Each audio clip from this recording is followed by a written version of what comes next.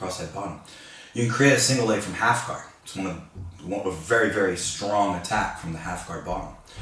And you're going to create a single leg when he counters, so steps over my head from Williams guard on an omoplata. So it's very important that we understand single legs, how to grip and how to counter single legs. If we started backwards, let's take a fast look at a single leg from the floor. So we understand my approach to a single. It's not necessarily my approach, it's all my wrestling coaches' approaches over the years, and then my interpretation of how that reflects with jiu-jitsu. Let's take a quick look at a single leg and what I need from a single leg. The best grip, in my opinion, the most favorable grip for me to have a single leg is to have my arm that's on the single to be hooked around the high shin or low knee on my training partner.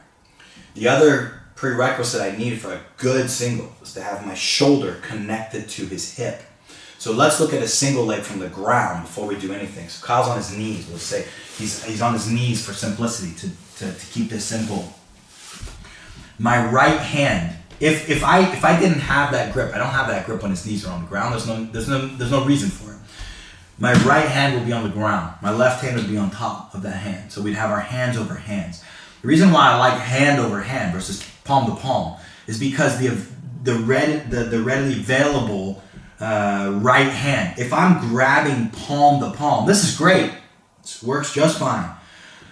But the problem is my right hand is very busy holding on to my other hand. So if we need to make a grip of his high shin, why would we need to make a grip? Because he starts extending his legs, starts sprawling, okay? Yep, he starts, there it goes. If my hand is over my hand, I'm like preoccupied with this, that's great if I can keep his thigh attached to my body and use this type of single leg finish. Okay? If I'm strong enough, or my timing is so good that I can keep his leg attached to my chest, maybe I never use this hand. Okay? Maybe I never need it.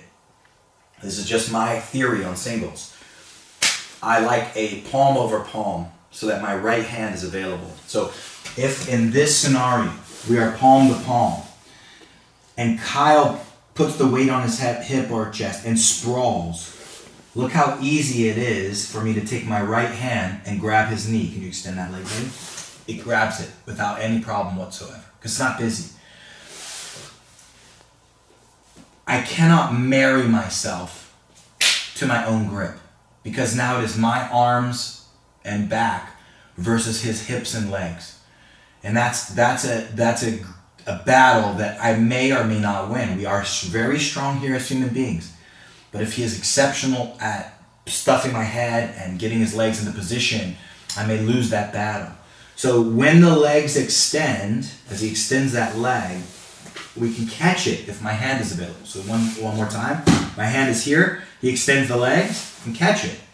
And as long as my shoulder is on the hip and my head is up in good position, can even be stuffed under his hips, it's okay. We can wrestle here.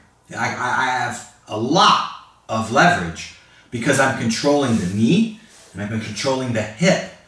And this is where we need to be when we're talking about a single leg, okay? Whether my life is built by a cutback because his hip is open, or maybe he stuffs my head with his hand and puts my head down, and then I bring my body in good position. If his hips are squared up, yep, then we have these low single lifts, which is where we're going to be. You're going to see in a minute that that's where we're going to be for this particular counter, is a low single lift. Okay? You're either going to be in a low single lift, you're going to be cut back. You're going to be cutting your training partner back.